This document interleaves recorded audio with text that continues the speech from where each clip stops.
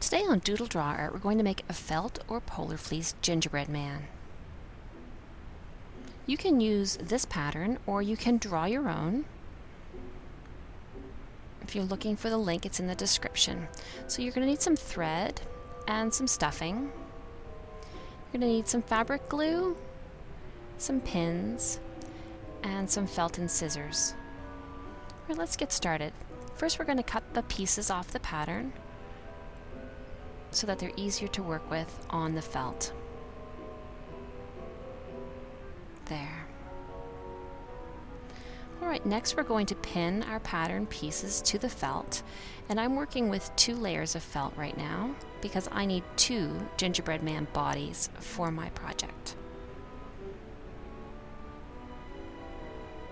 Alright, so now we're going to cut around the edges, making sure that the 2 layers of felt stay pressed together so they're cut exactly the same.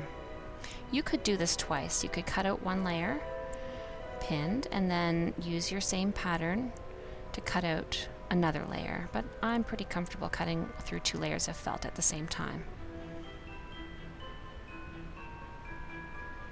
Okay, so now I'll unpin this and set my pattern aside and my 2 layers of felt. Now I'm going to decide which color to use for his decorations. I have some pink and red and white felt, and I'm going to work with the white. You can use any color you like. This is the frosting. So here I'm just pinning this piece, and this is some zigzag. If you had pinking shears that are sharp enough to cut through felt, you could use those to make this design instead of cutting with scissors. But I'm just going to cut this out. Zig and zag, zig and zag. It's going to take a while, so I'll just show you how I get it started. Just like that. Take your time, get it right.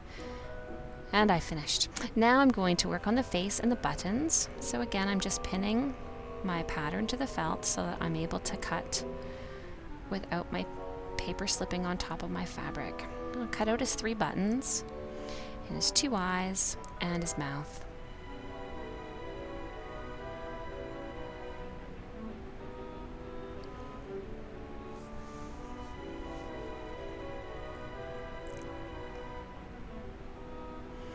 Alright, so you'll see how these will go down his front and on his face.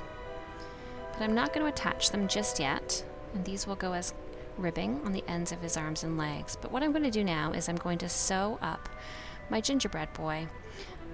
I'm going to sew him almost all the way around, leaving room for stuffing to get in. So I'm going to thread my needle. I'm going to use white thread.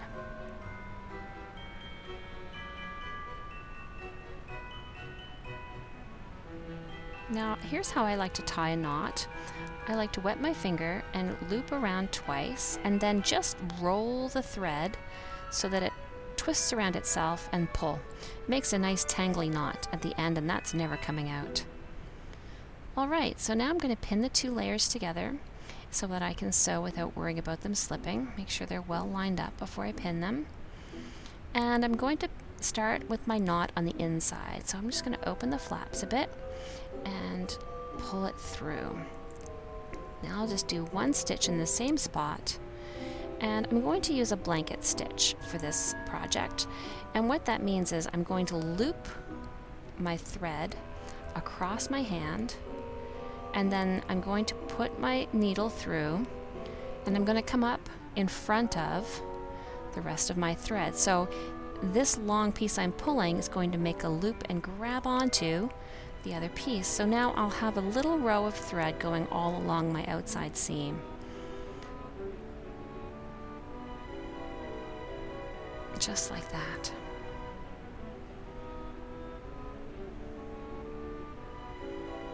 I'm working with a really long piece of thread. I wanted to get all the way around this project before I ran out, but it's probably better just to work with shorter thread.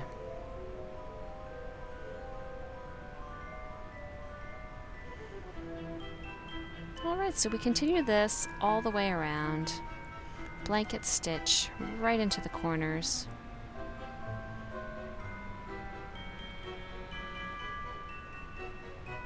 Alright, so I've left an opening between his arm and his leg, and I'm going to stuff him. You can use cotton balls or polyfill or any kind of stuffing that you have. So here's the opening, nice and big. I can fit 2 fingers in there really easily. And now I'm going to stuff the stuffing in, and I'm going to reach it all the way across and up into his head, and push a little bit out into his arm as well, and continue like that into his leg and into his other arm and leg as well. I'm not stuffing him very generously because he's a cookie and I don't want him to be too puffy. So now I'm going to finish sewing him up same way I was going before, blanket stitch around until I meet up with where I started.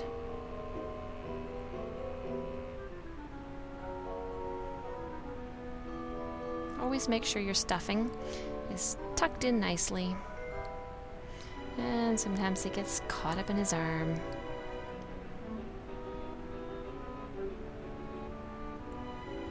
Almost done. Loop around, go through, and pull. It gets a little awkward right in here where it's so far in between the arm and the leg.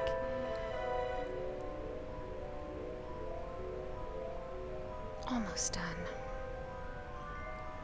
Just 2 or 3 more stitches, and we'll finish off.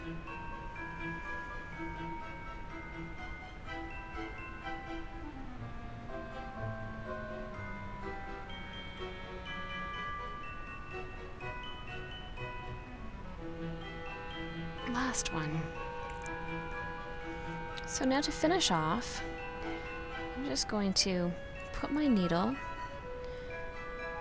in through a hole I've just gone through. I'm going to go back to the other side straight across and back again straight across. This is just securing the end of my thread.